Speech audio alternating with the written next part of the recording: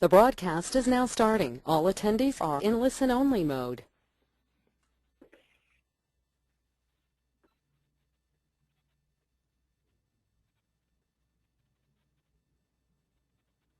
Good morning, everyone. We'll go ahead and wait just a few seconds to let everyone get dialed in, and we'll get started, so just sit tight.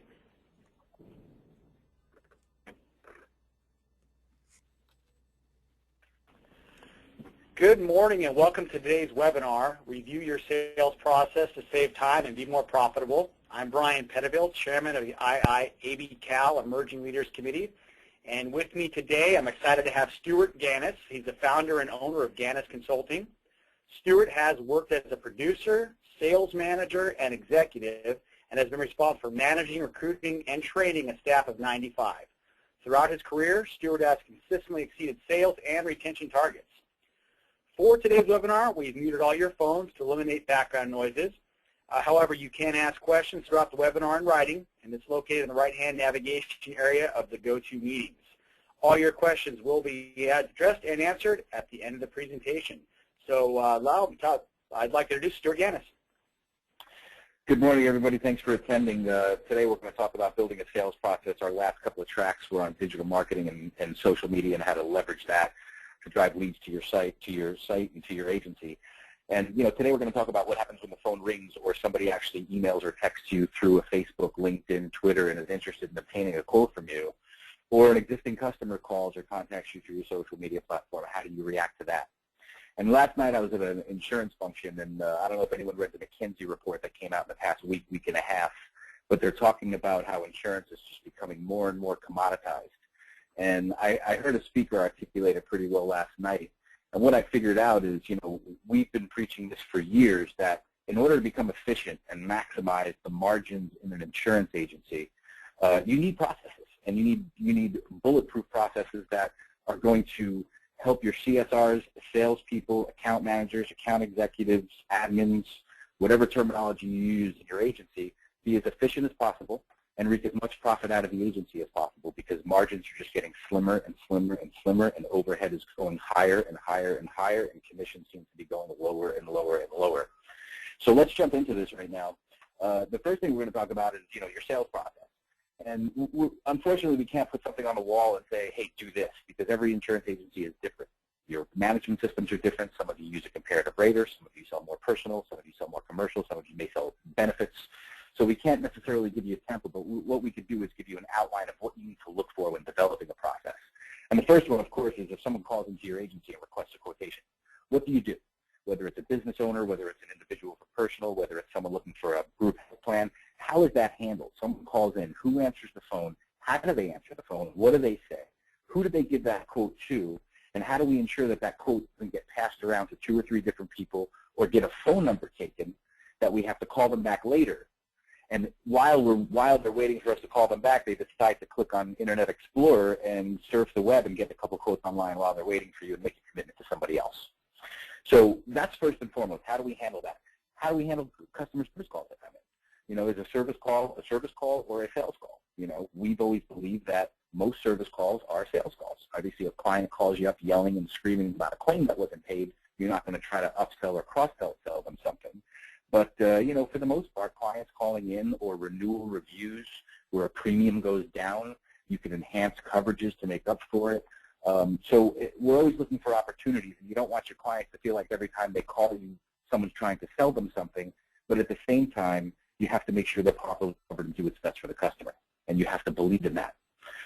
Internet leads. If anyone here buys internet leads, receives contact forms through their own website, is listed on a website that might generate traffic, how do we handle that digital consumer? That consumer responds differently than the client that called them as a referral. Maybe they need to be handled a little quicker. Maybe there's somebody that handles an internet lead a little better than others in the office, because internet leads have gotten a bad rap over the years. But maybe there's 1 or 2 people in your office that say, oh, I love those internet leads. Should we think about creating a process where they will get those internet leads so we maximize our conversion? And while we're developing all these processes and putting these processes in place, are we developing a way to monitor and measure everything that's happening in the agency? So whether that's an activity report in your management system to review how many activities, how many upsell opportunities, how many times we asked for money from a client, All these things, are we monitoring and measuring, and do we manage by those numbers? So at some point we could manage our agency sort of like a, like a math equation, look into the metrics and say, we received X amount of service calls, we attempted to do X amount of round outs, and we sold X amount of policies to existing customers. So now we know if we increase the number of times we ask, we can increase the number of sales, or this person is doing something better than the others, so can we have them share their best practices with the other people in the office to see what they're saying to customers to round out more accounts. So make sure you're monitoring and measuring these things. And lots of places, sales and service is sort of becoming one. I think what happened is somewhere along the way, the producer model in some small agencies just sort of either doesn't work, or we don't have the resources to support a producer. So your service folks who are, taking 10, 20, 30, 40 service calls a day are also given the responsibility to sell. And if they are given the responsibility to sell, are we putting them in a position to succeed every day to sell? And that's a question you have to ask yourself before we judge a customer service person or an account manager on what they're selling. Is, are they in a position to sell? Meaning, do we have them doing mundane tasks such as scanning and filling out forms that maybe an admin or someone who's up and coming as an account manager can take for them? Because two things we want all our people in the agency to focus on is revenue generating activity and loving your customers. And if we could get all of the high-powered people, and high-powered I mean licensed, nice pay scale, professional, knows what they're doing, if we can get them focusing on those two areas, revenue generating activity and loving your customers, you're bound to grow. But unfortunately, some of our processes, when you look at them, will touch something 4 or 5 times before it ever makes it in a management system.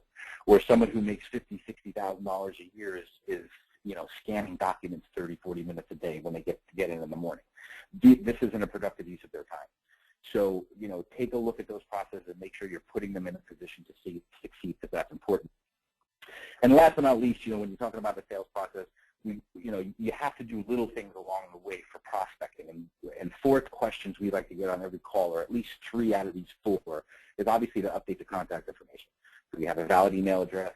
Do we have current phone numbers? Do we have current everything? That goes without saying. Every existing customer that calls in, we should pretty much open with that unless we spoke to them yesterday and did it. Second thing is social media. And, some agencies do this really well and some are shy about it. I guess it depends on whether or not your agency the culture is focused on social media. But inviting them to your social media pages. When you finish a call with a customer, is it that difficult to say, hey, are you on Facebook? That could spark a positive conversation 9 out of 10 times. And if they say yes, or when they say yes, because they are, ask them if you email them a link to your company's page if they would like you. And it's a simple little throw in their email address, copy and paste, have a link copied and pasted, or have it in your email signature, shoot it over to them, and pick up a like. And if you do that 20, 30 times a day, you're bound to increase your Facebook presence. And what is better than marketing to your existing customers several times a week via Facebook? It's free. It's silly not to take advantage of it. And you have to believe that somewhere along the line, that customer is going to be approached by another agent, be tempted to leave you, but they're going to remember the Facebook post, they've commented on your stuff, you've liked their stuff. There's sort of that modern relationship on social media that I really think agents need to embrace a little bit better. Even big companies like Delta, all the big Fortune 500 companies are talking to their customers on Twitter. So customers want to interact with you that way. Third is referrals. If you have some sort of referral rewards program where you give out a gift card or something for quotes, if you have a contest going on where you're giving away an iPad a quarter for the most referrals, or you have a charity you're passionate about, feel free to mention that to your customers as well. It doesn't hurt, and it can only bring you more referrals or whatnot. So, and last, of course, not least, is look for some sort of round-out opportunity. Look for a cross-sell opportunity. Look for an upsell opportunity. If you feel like someone doesn't have sufficient coverage, go ahead and recommend higher coverage. Lots of times in personal lines, to double or triple coverage, is a cup of Starbucks coffee a month. So when you put it that way, it seems like they're okay with it. All right. So when you're building your sales process, another thing you have to make sure of is that all opportunities are being identified. So when someone calls into the agency, I don't know if you've ever called a business, but when you call a business, if the person answering the phone sounds like they're negative and not happy and a downer, chances are your sales experience isn't going to be that great with that company either. That first impression is super important. So when you start a sales process, you say, okay, how do we answer the phone? What do we say? How do we say it? Does that person on the phone who's answering the phone take any information to do a little bit of research to see if that person spoke to somebody in the office recently, or make sure they get sent to the correct department or the correct individual? Because there's nothing worse than someone telling their story to somebody, getting transferred, having to tell their story again, and then even worse, having to tell it a third time, then forget it. That customer's not buying anything from you, and chances are if they get an opportunity to save money on insurance or approached by another agent, they're going to leave you. So make sure we're efficient in that area, that customers aren't getting bounced around and they can get helped immediately. Update contact info we already mentioned. Transferring phone calls. I mean, that's a part of your sales and service process. How do we transfer calls? Do we stream across the office? And if that's the process, that's the process. Do we transfer it to an office? Maybe you're in 20,000 square feet with several offices and you have a sophisticated phone system. Maybe you use instant message. But there's got to be a way that those customers get from that initial point of contact to the person they need to speak to quickly and expeditiously. If they're asking for a carrier or another agency, once you start to build a web and social media presence, people may type in, Wawanessa Insurance, and your agency for some reason pops up on some blog, and they click it and they end up calling you, and they think they're calling, some direct writer or a carrier they saw online, but it's really your agency. How do we handle that? Do we tell the person no, that we're not them, thanks a lot, or do we send that to a sales department and try to create a sales opportunity out of it? And when the people answering the phone are the ones doing the sales and service, the process might be different because you don't have a receptionist there to, play quarterback and send calls to where they need to go. And most importantly, with any process or anything you do in your agency or your life, you have to have a lot of enthusiasm. So be enthusiastic about the processes, believe in them. If there's something you don't like about it, you have to give it a chance. But the people in the agency are going to determine whether or not something new works. You have a couple of directives you want to put in place, select 2 or 3 of them, and focus on those for a month or so. Once you get those 3 underway and everyone's comfortable with it and you've tweaked it enough times, add another couple of directives. But don't just try to, drink from a fire hose and try to change the world all at once. Just take little baby steps, and over the course of a quarter, you could put together a great sales process, communicate openly with everybody, discuss it in meetings.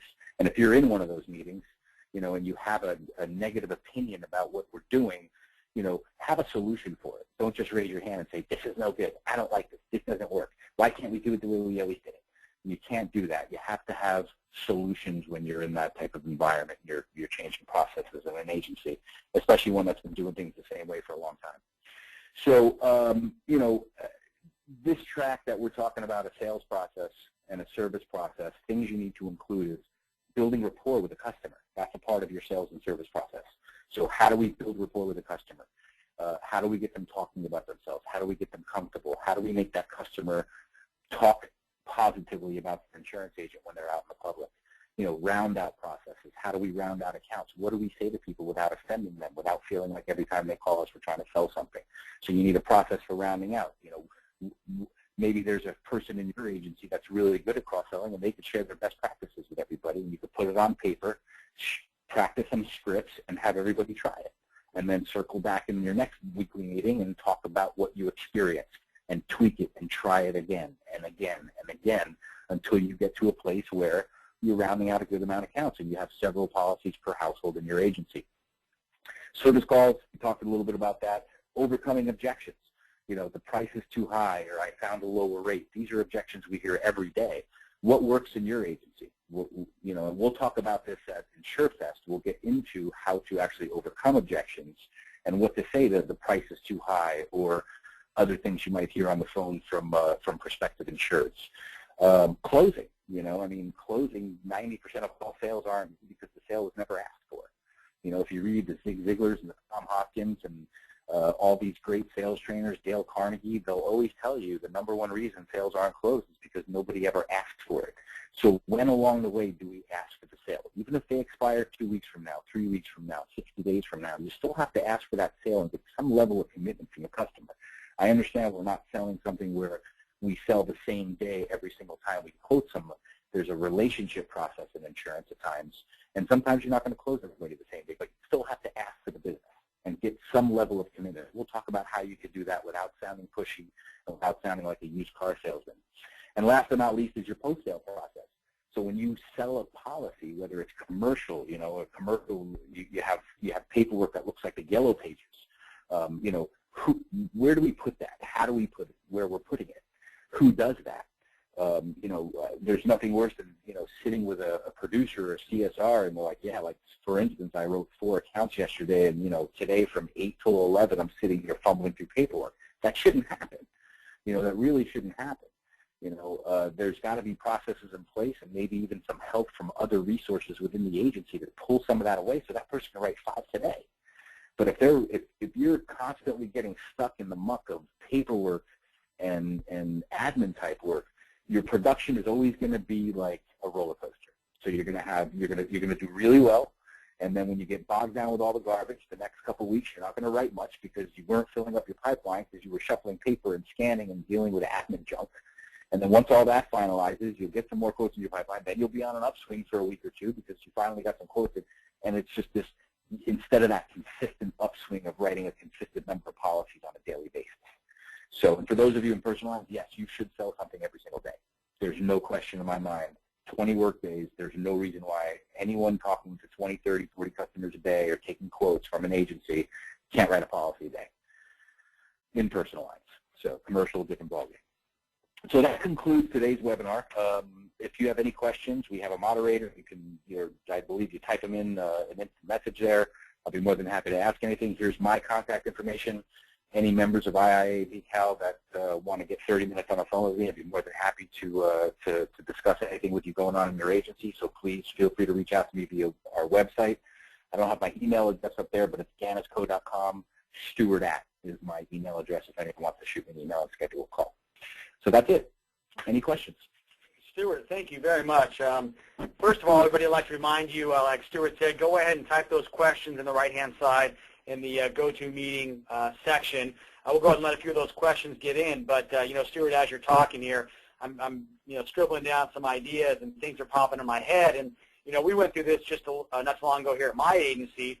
And I guess the question that comes to my mind initially is, this sounds like a really big, project, the sales process. But what would you recommend to someone who has no sales process? Where's a good place to start? Where's a good first step? I think a good first step is probably to find out how everybody in the agency currently does things. So, hey, someone calls in, where do you enter the quote?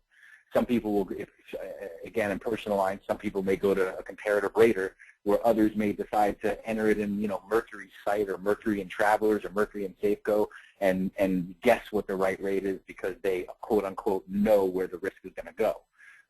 And some of them will just go to one carrier, which we're doing the client an injustice. So look at how everyone does it now and sort of form a discussion in the agency of, hey, here's how we're doing it now. How can we improve it? And sort of have a committee in the agency and start talking about it. And once you get some good ideas on paper, then it's up to management and ownership to say, okay, here are the best suggestions we heard. Here's how I think we should structure this and implement something. But don't be married to it because you're going to tweak it a couple times. And it's okay if you tweak it a couple times because if you've been doing it the same way for 30 years, you're not going to fix it in a day. It's going to take you weeks or maybe even a quarter to fix it. So that's what I would recommend is sort of find out how everyone does it now, take the best of the best, put it on paper or a whiteboard, and then take it from there. Great, great. Just a reminder, folks, go ahead and type those questions in the go-to-meeting section. Stuart, you're, as you mentioned, you're going to be a presenter out at the InsureFest. And some people, been asking about, opportunities to maybe do some scripting. What do you recommend is a good place to start for scripting? Is it role-playing? Is it, kind of talking about what you do? What are some good ideas when it comes to scripting to get these opportunities for roundouts and things like that?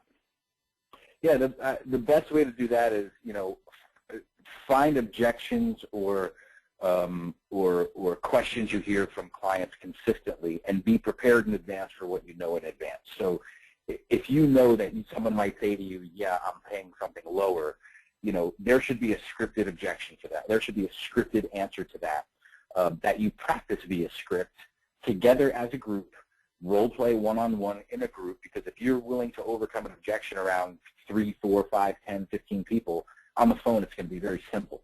And some people get closing reluctance, where they're reluctant to ask for a sale or overcome an objection, so they become defensive. And an objection shouldn't be defensive. So I would say practice with a script, but once you get on the phone, if you use the script, that's okay, but over time it should become your own words. So use it as a guide initially, but eventually phase the script out and make sure it's coming from you and from your heart, because clients can tell when you're talking from a script. I mean, I get telemarketing calls all the time, and I will listen to the pitch, and I'll say to the guy, you sound like you're talking from a script, so I'm not buying anything from you today. And they'll laugh, and we'll talk sales for a couple of minutes, and then, we'll hang up, and that's an easy way to get them off the phone instead of saying, no, I'm not interested, or hanging up on them. I listen to it. I'm a sales trainer. I like to listen to salespeople speak, but when it sounds like, well, if you look at the blah, blah, blah, you can't sound like you're speaking from a script. So, again, practice the script together. Have everybody or several people in the agency say, hey, here's what I say, here's how I overcome it, and you usually overcome it with questions, and practice that together, and then put it into practice. Great. That's definitely some great advice. I want to remind everyone that this presentation will be available online at www.insurefest.org. And as we're winding it down here, we're running out of time, but I want to thank Stuart very much for spending the time and giving us some knowledge, and also just a peek into what you can go out and see and hear when you're at InsureFest. Stuart, and along of a long list of some great presenters we have for you. So if you'd like to hear more from Stuart on digital marketing, make sure you sign up for InsureFest. You go to insurefest.org. That's www.insurefest.org, and click on the InsureFest link. You'll see some links for digital marketing, these tracks that have been recorded. You'll also see opportunities to register. Want to go ahead and get that done as soon as you can. Make sure there's room for you. In addition, Stuart, like I said, will be out there from October 24th through the 26th. That's going to be at the Las Palmas Resort and Spa in Rancho Mirage. We've got a great slate of events planned for everyone, so go ahead and check out that website and get registered today. That concludes our webinar. I want to say thanks, Stuart, and we'll talk to you soon. Take care. Thanks, everybody.